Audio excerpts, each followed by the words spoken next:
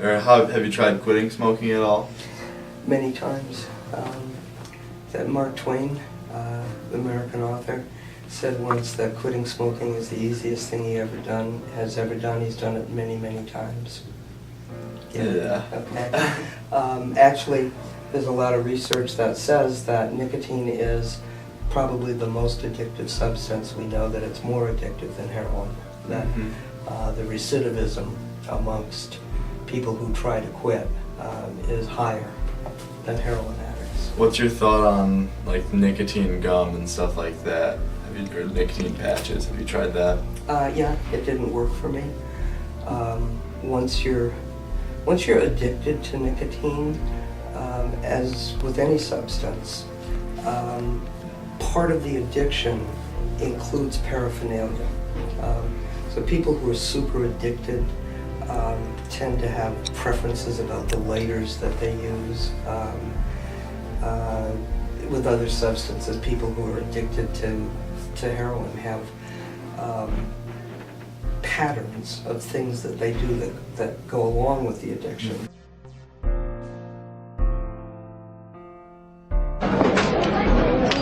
All right.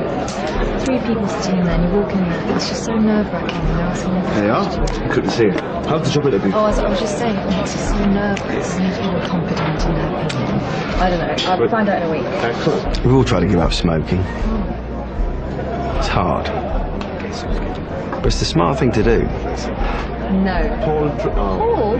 Because every cigarette we smoke makes this fatty stuff get stuck in our arteries. Our hearts can't work properly if our arteries are all clogged up. This much was found in the artery of a 32-year-old smoker.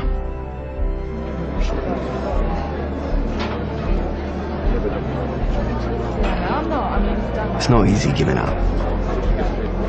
You'll be surprised at how many new ways to help you there are now.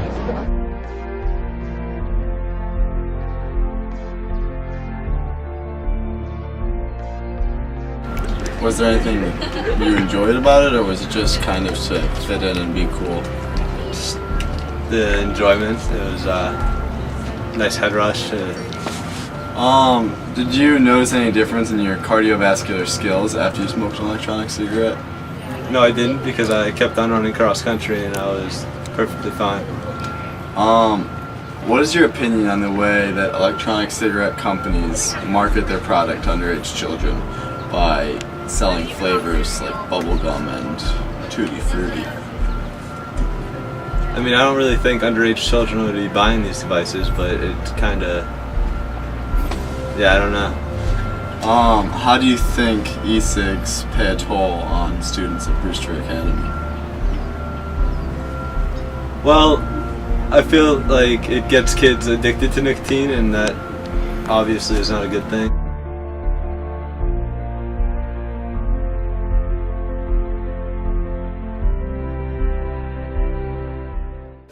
Alright, I'm Matt Marshall, Brewster Academy student, senior. What did you get your T-strike for? I was actually in my room, my door was unlocked, and I was ripping an e-cig. What did your dorm parents say that caught you? He just, wait, what did he say? Like, what did he do? I just knocked on the door, and he usually does like a knock then open, like a knock then open at the same time, which is no need to knock. But so he did that, came inside, saw it, he's like, alright, what's that? And at the time, I had actually a necklace that when I thought my door was locked, so he came in, saw it, he's like, what's on it? And I was like, oh, it's a necklace. He's like, what's on the necklace? I'm like, I'm not gonna lie, it's an e-cig. That's how I got my T-shirt. Where did you purchase your e-cig? I've purchased it through a quire of stores, some at home, and some up at school, up school right here. Electronic cigarettes have been in use for several years now, and there's a few organisations concerned about them. What side effects have been found so far?